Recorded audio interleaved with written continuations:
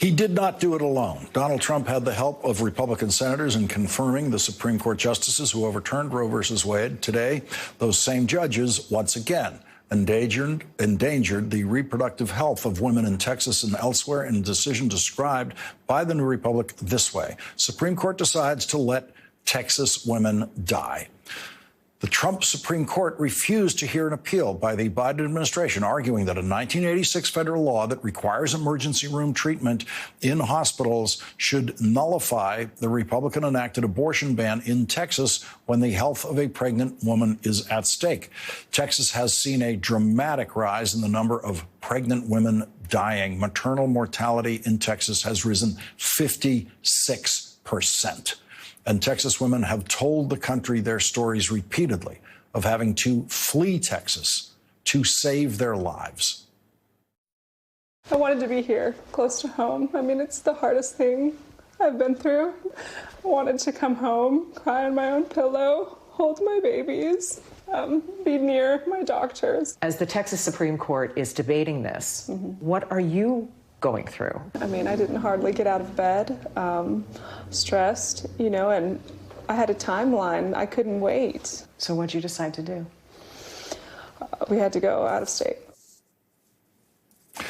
Texas Republican Senator Rafael Edward Cruz, who is now running scared in his reelection campaign, had nothing to say about the Supreme Court's decision today.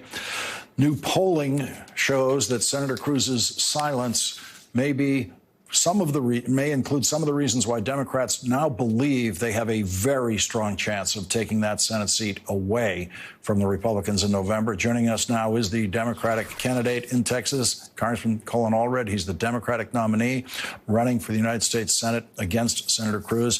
And I just want to share with the audience the latest polling, which is pretty shocking to see. The Democrat with the higher number in a Senate campaign in Texas. You're polling at 45.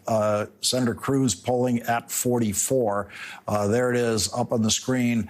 And you have given Democrats new hope in Washington of holding on to control of the Senate. What does this Supreme Court decision today mean for the women of Texas? Well, thank you, Lawrence. Thank you for having me on. And this means that more women in Texas are going to be denied life-saving care. We are going to continue to hear stories of Texas women being turned away from emergency rooms, being found by their husbands, like Ryan Hamilton, a friend of mine here in Texas, who found his wife bleeding out on their bathroom floor, or in their cars, or in the emergency room waiting rooms.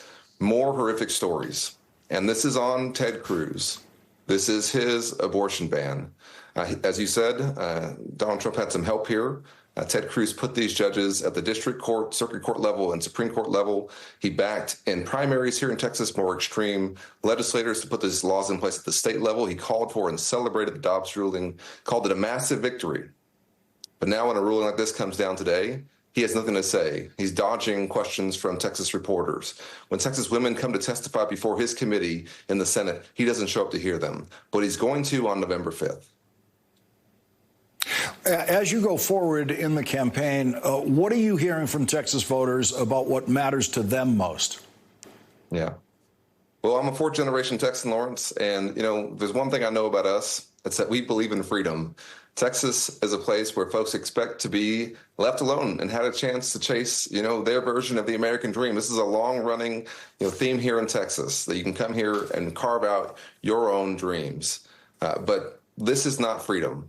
You're not free when Ted Cruz is in the room, when you're making these incredibly important decisions. You're not free when you're being turned away from emergency rooms because they are afraid to treat you, and they tell you to come back when you're sicker, when lawyers and politicians like Ted Cruz are making these decisions, not Texas women. But what Texans also want is somebody who's on their side. And I think every Texan knows that Ted Cruz is really only in this for himself. That's how you can go to Cancun when the lights go out. That's how you can be a part of an effort to overturn a presidential election for somebody who attacked your family. He's only in this for himself, and we can get a senator who cares about all 30 million of us, and hope folks will go to colinallred.com and help us do that. Texas Senate candidate Colin Allred, thank you very much for joining us tonight. Thanks, Lawrence.